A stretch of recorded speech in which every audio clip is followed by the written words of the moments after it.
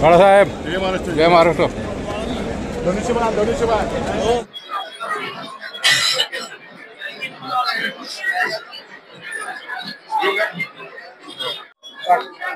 प्रभाग क्रमांक 22 मधून शिवसेनेच्या वतीनं मी बाळासाहेब पुंडलिक शिंदे धनुष्यबाण या अधिकृत चिन्हावरती आता अर्ज भरलेला आहे. त्याच्याबरोबर माझ्याबरोबरच सौ गीता निलेश शिंदे या पण धनुष्यबाणावरतीच शिवसेनेच्या वतीनं उभे राहिलेले आहेत.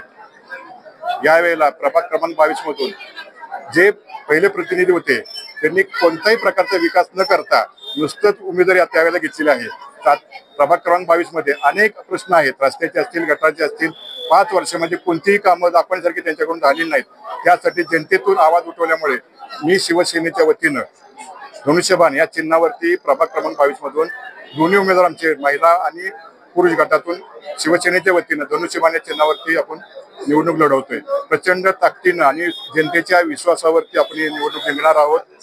आणि या मला जे तिकीट मिळालेलं आहे ते आदरणीय उपमुख्यमंत्री एकनाथजी शिंदे साहेब आणि सातारचे पालकमंत्री शंभूराज देसाई यांच्या वतीने मला हे तिकीट देण्यात आले. त्याचबरोबर कनसे साहेब, सातारा शहर प्रमुख निलेश मोरे आणि जिल्हा प्रमुख रणजितसिंह भोसले या सर्वांच्या सहकार्यामुळे मी आज शिवसेनेच्या वतीने या ठिकाणी धनुष्यबाण चिन्हावरती निवडणूक लढवणार आहे.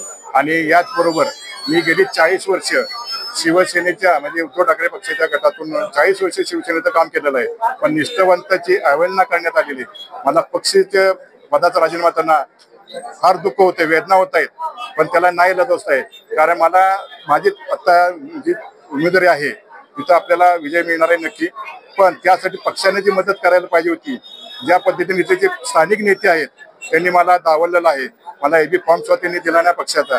त्यामुळे मी रात्रीत कालच निर्णय घेतला की मी शिवसेना पक्षातून धनुष्यबाण चिन्हावरती लढवतोय. दुःख असं याचं वाटतंय की गेली 40 वर्ष मी काम करून सुद्धा पक्षाला त्याची किंमत राहिली नाही. किंवा स्थानिकच्या लोकांच्या त्रासाला कंट्रोल मी पक्षाचा राजीनामा दिला आहे. आणि यापुढे शिवसेनेचं एकनिष्ठ शिवसैनिक म्हणूनच काम करणार आहे. बाळासाहेबांची शिवसेना. जय हिंद, जय महाराष्ट्र.